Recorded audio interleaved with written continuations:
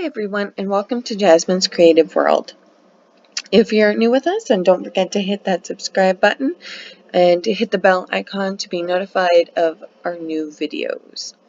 So today is kind of a different sort of video. I'm going to show you basically the whole process of making a shirt. If you want more videos and tutorials on how to create a design on Design Space, then go ahead and just comment below. I'm going to go through this part rather quickly so then we can get to the other important part of actually cutting it out and putting it on the shirt more is what I'm going to be focused on this video. But just to get through all of that, so the first thing before you start doing anything with Design Space, you want to make sure that you have everything you need. So you need to make sure you have your font if you want a special font, and you need to make sure you have your image. So for this particular one, this Sunday my husband is having a Super Smash tournament, and so I went to make him a shirt just as something sort of cool to have. So I wanted to get the official Super Smash font and then their logo. So in order to do that, if you want to get like a free font or something, then you can actually go to the internet, and usually I use defont.com. However, they did not have anything on there, which was really disappointing to me. However, when I just did a Google search for the Super Smash font, then I actually came up with this one from fontmeme.com. And it's really cool. It shows you all of the font characters and everything. And if you'll notice, if you do a capital O, then you'll get that symbol there, whereas if you just do a lowercase o, then it's not going to be there, which is really cool. They also, on this site, have, you can like preview your text of what you wanted to say. And then it will also have, no matter what you use, it will also have your license info. So this is free for personal use, so you cannot sell things from it. However, if you do want to make something for example, like for Super Smash or tournament or something, you know, as long as it's for personal use, then you'll be okay. So the other thing I wanted to grab was the logo. So I went and again just typed in Google Super Smash logo SVG. And then I just scrolled down until I found just the logo. So, and then this one's perfect because if you can see, the background is actually transparent, which is perfect for what we want for Design Space.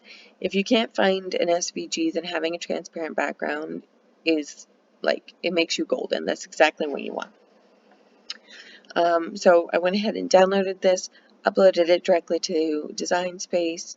If it has a transparent background, you don't have to manually remove it, which is super awesome. It makes your job like a million times easier. So jumping back into Design Space, so anyway, I just typed in the information I wanted, added my image, and I'm using a Windows 10 computer to run Design Space. So for your computer models, I've heard it's only for your computer models.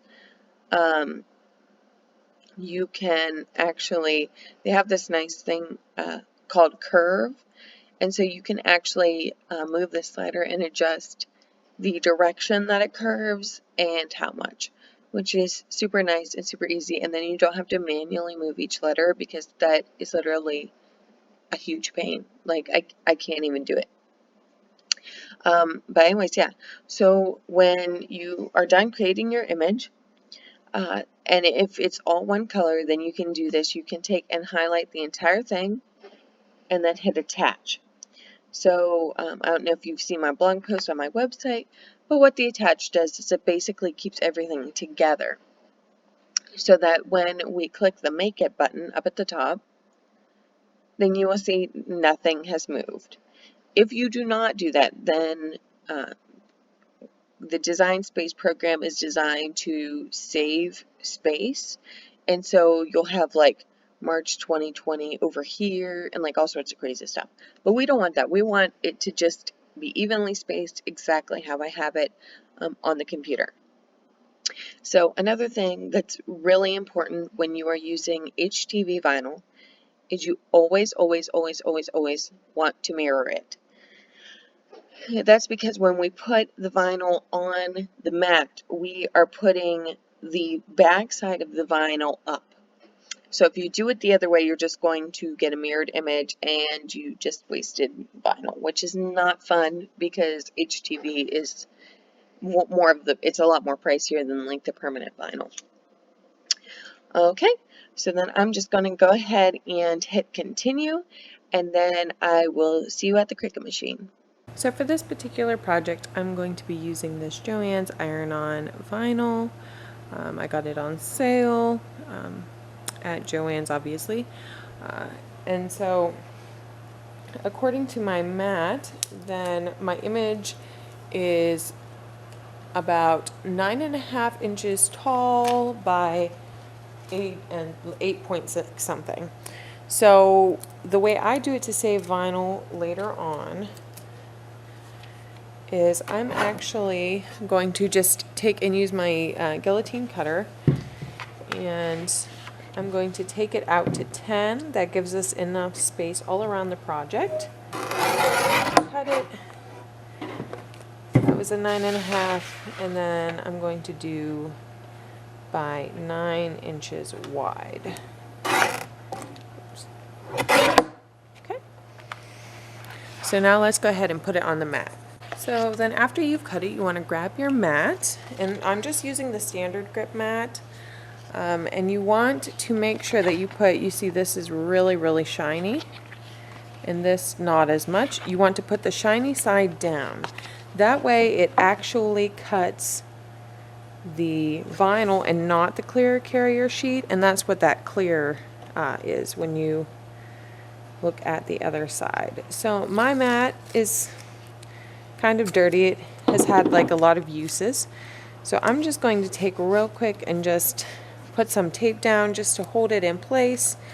Another reason why I like to make it a little bit bigger than it actually needs to be, so then I have room. And if you guys want to see a video for how to clean your mats, just let me know. As you can see, my mats probably could use a really good cleaning themselves.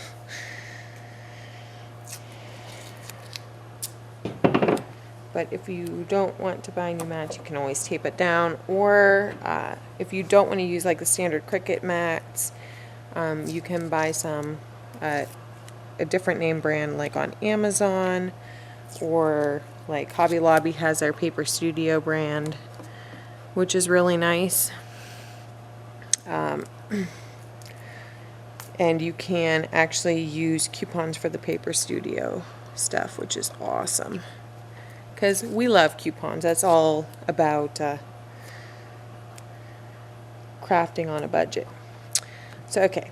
So now that we have that done, we're going to go ahead and load it into our machine. Okay, so I have slid the mat into the little grooves, and I'm just going to press this blinking button here. That's going to load our mat. Then, now that everything's good to go on the computer, we're just going to hit the Cricut button and we're going to watch it cut.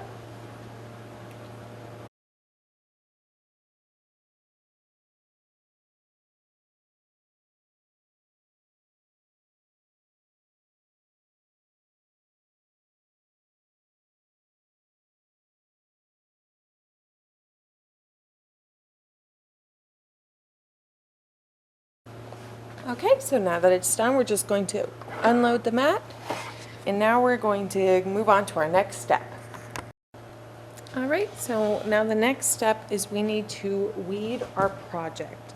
So personally, I like to take my project off of the mat to weed, but a lot of people like to leave it on. So I mean, it's totally up to you and whatever you decide to do. just take off all of my tape first. But of course, if yours is a brand new mat, you won't have to tape it down. I'm not really sure what the lifespan is on these mats, but as long as you keep them clean, then I'm sure they could last a long time. I've made a lot of bows and stuff on this one, so it's a little...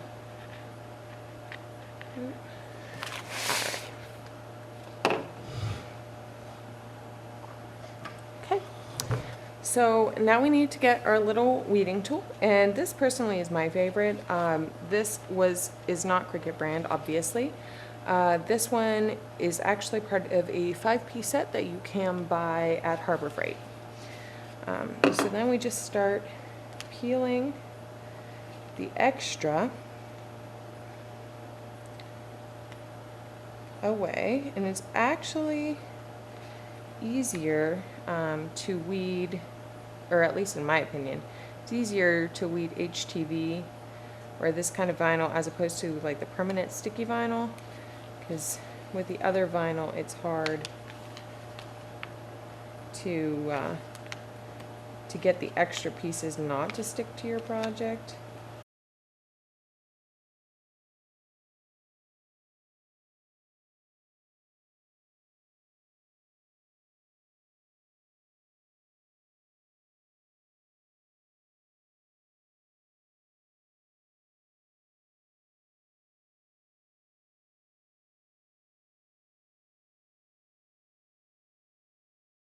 You can do this weeding really any number of ways. It all depends really on what you feel like doing.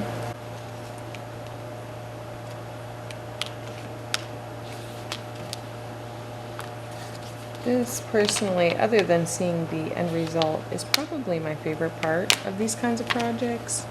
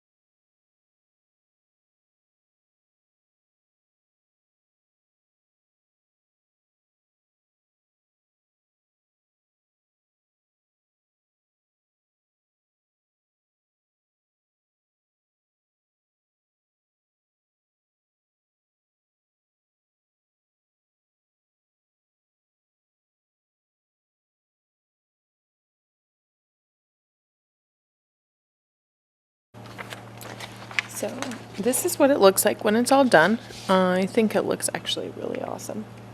So now let's go ahead and move to putting it on the shirt. Okay, so now we're actually going to put it on the shirt. So as you can see, I have this shirt here. I went ahead and washed it and dried it. You have to do that for every shirt before you do it. You can't use any like fabric softener or anything like that because it leaves oils on it, but you just want to get that extra stuff off. So also I am using, as you can see right here, I am using a Cricut Easypress. That is my personal thing of choice. I know a lot of people choose to do either with their iron or with like an actual heat press. However, mine, I just love to use my Cricut Easypress. Now, this shirt is 60% cotton and 40% polyester. So there is actually this great resource that you can use, and it's on the Cricut website. Oh, wait a second. There we go. It's called the Cricut Heat Guide, And so you can enter what kind of heat transfer material, what your base is, whether you're using a towel or their mat, and then it will tell you the exact settings that you need to have your Easypress on, which I feel is kind of important. So I'm going to go ahead and change that real quick.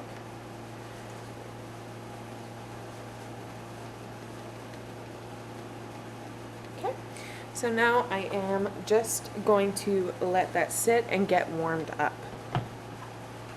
In the meantime, I'm going to make sure that my mat is in there exactly how I want it to be and that it's even. Adjusting it as needed.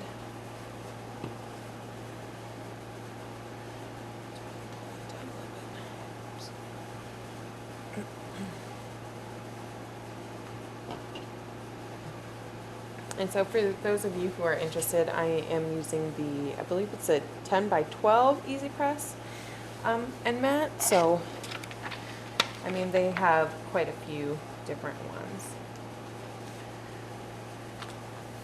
So, the best part about this stuff is it's actually sticky. So you can basically like stick it to the shirt while you're waiting. So I think that looks pretty good. Let me take you around to show you. So yeah, I think that looks pretty good. Okay. But I'm still just waiting for that Easypress to warm up. Before I put this down for good though, you always, let me say it one more time, always want to press your shirt first. Because if you do not press your shirt first, if you have a wrinkle in the shirt, then it will actually show up in the vinyl. That just gives you a nice, smooth, blank slate to start with.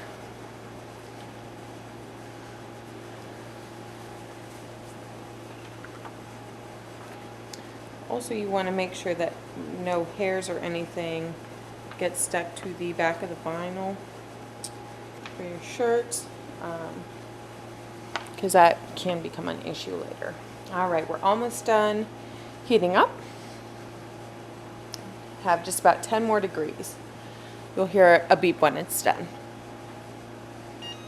Okay, there we go. Alrighty, so I am going to go ahead and just press this. So hit the Cricut button.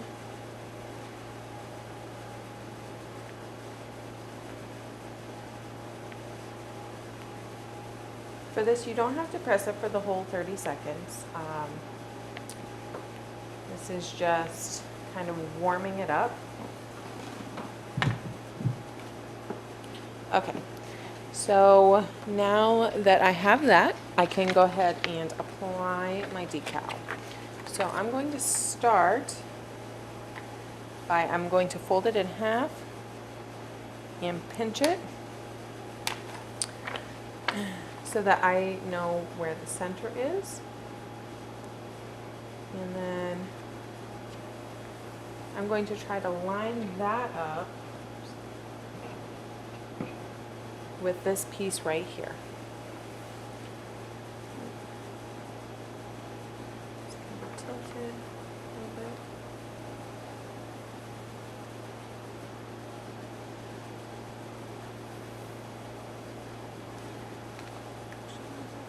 Just a little bit.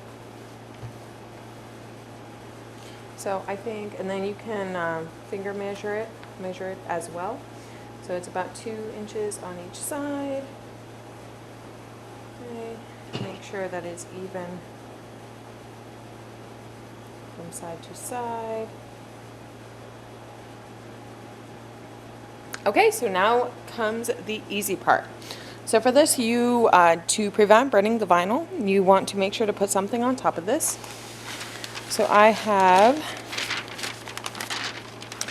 some butcher paper here, and so I am just going to go ahead and place that on top.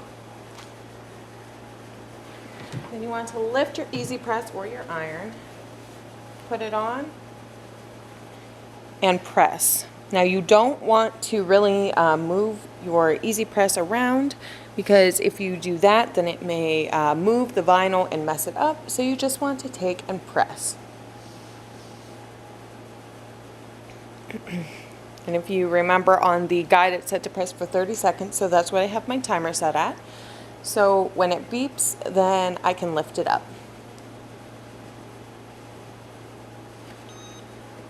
Okay. All right. It's looking pretty good. So that for some vinyls, such as this, it is a warm peel. So you don't want to peel it as soon as you take it off, because otherwise it will leave the adhesive to the shirt, but the actual vinyl for some reason will just leave with the transfer sheet. So you want to let it cool a little bit sometimes. And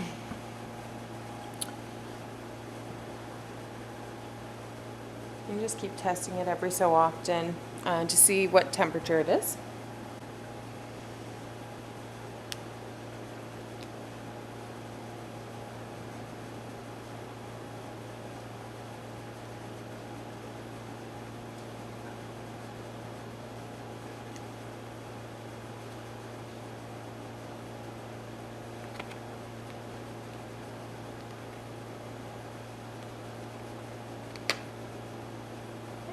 As you can see, I'm peeling off the clear plastic,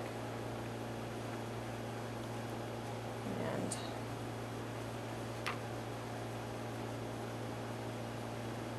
staying pretty well to the shirt. What I'm really worried about is these words at the bottom.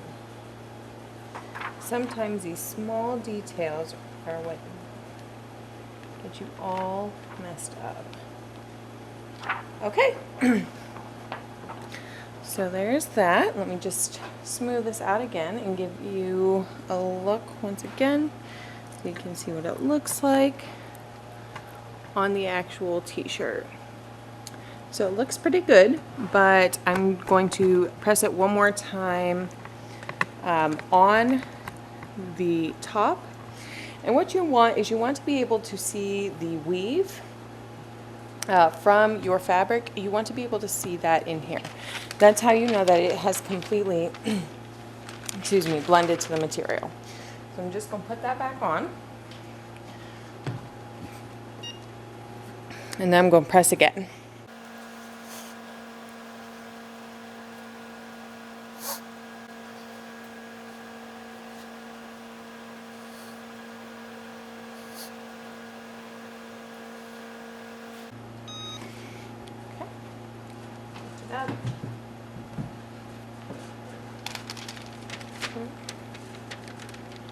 Take a little look at it. It's hot, be careful. Okay.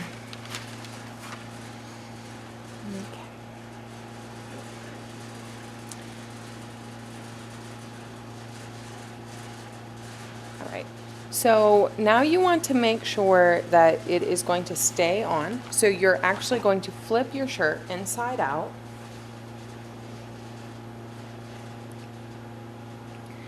And then this will help it to heat from the bottom to really get that nice, get it nice and neat in there. So I was talking about earlier, this is the nice pillow. You can purchase this separately, and it is amazing. If you decide in the future that you want to try, what do you call it? The infusible inks, you basically have to use one of these pillows because, as I learned on accident one day forgetting it, the color does not completely come off if you don't use a pillow. It helps give it a little bit of give, if you will. Just want to make sure. Yeah. Oops.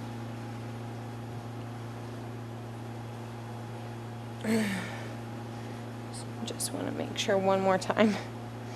I don't want to put a crease in it. Okay, so now that you've done that, you just want to take and smooth everything out again, and you want to press it again for 30 seconds. This is going to help it once again. If you're heating from the bottom, it will really get that nice weave feel to it.